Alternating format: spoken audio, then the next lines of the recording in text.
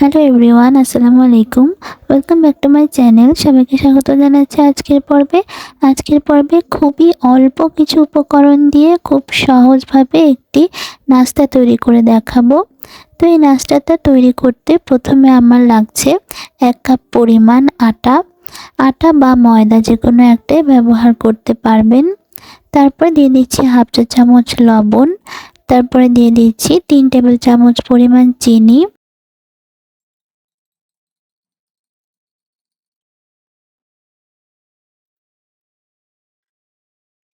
Half চা চামচ দিচ্ছি আমি বেকিং পাউডার, আর দিয়ে দিচ্ছি হাফ চা চামচের মতো ভ্যানিলা এসেন্স। এখানে আমি একটা ডিম ফেটিয়ে নিচ্ছি, আর দিয়ে দিচ্ছি 1 চা চামচ পরিমাণ সয়াবিন তেল।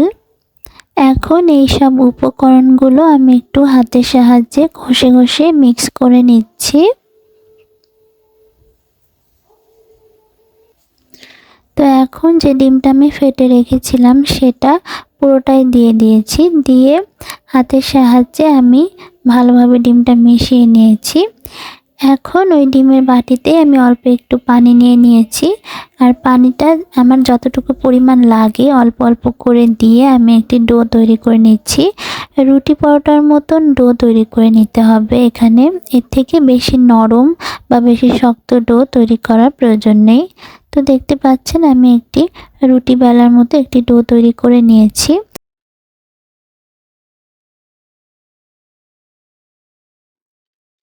তো এটা আমি 10 মিনিট একটু রেস্টে রেখে দিচ্ছি। এখানে আমি সাদা তিল নিয়ে নিয়েছি, আর এখন আমি এই ডোটা আরও 2 থেকে 2 মিনিট একটু মথে নিয়ে তারপরে একটি মোটা রুটি বেলে নিচ্ছি। তো একটু হাফ ইঞ্চি পরিমাণ মোটা করে একটা রুটি আমি বেলে নিয়েছি পুরোটা ডো দিয়ে। আর এখন এই রুটিটার উপরে একটু পানি ব্রাশ করে দিচ্ছি, আর এখন ওই সাদা তিলগুলো আমি সুন্দরভাবে রুটির উপরে ছড়িয়ে দিচ্ছি। আর তারপর বেলুন দিয়ে চাপ দিয়ে একটু আমি তিলগুলো লাগিয়ে দিয়েছি ভালো করে।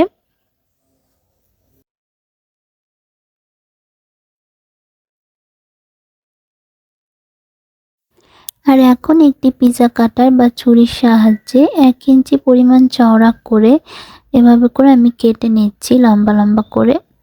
আর তারপর মাঝখান থেকে একটা কাট দিয়ে দিচ্ছি।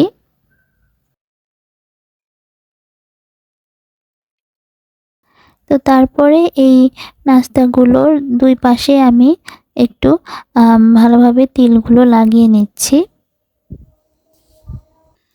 তো এখন এই নাস্তাগুলো আমি ভেজে নিব। এর জন্য কড়াই গরম করে সয়াবিন তেল দিয়ে দিয়েছি। এখন একটা একটা করে নাস্তা আমি ছেড়ে দিচ্ছি তেলের মধ্যে। তো এখন চুলার আঁচটা লো মিডিয়ামে রেখে এই নাস্তাগুলো আমি উল্টে পাল্টে বাদামি রং করে ভেজে নিচ্ছি।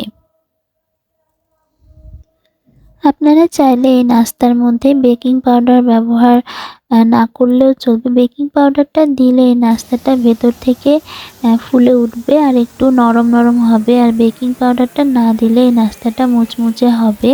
এমনিতেও এই নাস্তাটা উপর থেকে মুচমুচে আর ভেতরে একটু ফুলকো আর নরম হয়েছে। তো সবগুলো নাস্তা আমি একইভাবে ভেজে নিচ্ছি। চুলার আঁচ একদম মিডিয়ামে রেখে নাস্তাগুলো ভেজে নিতে হবে।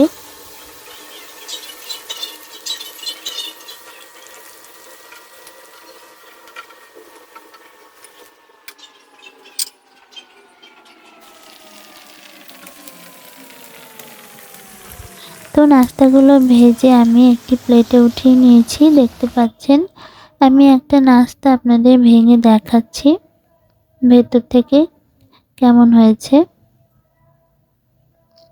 তো এই নাস্তাটা আপনারা বিকালে চায়ের সাথে তৈরি করে খেতে পারেন।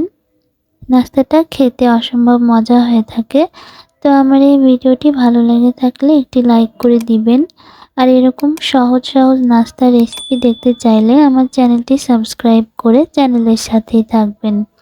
সবাই খুব বেশি ভালো থাকবেন। আল্লাহ হাফেজ।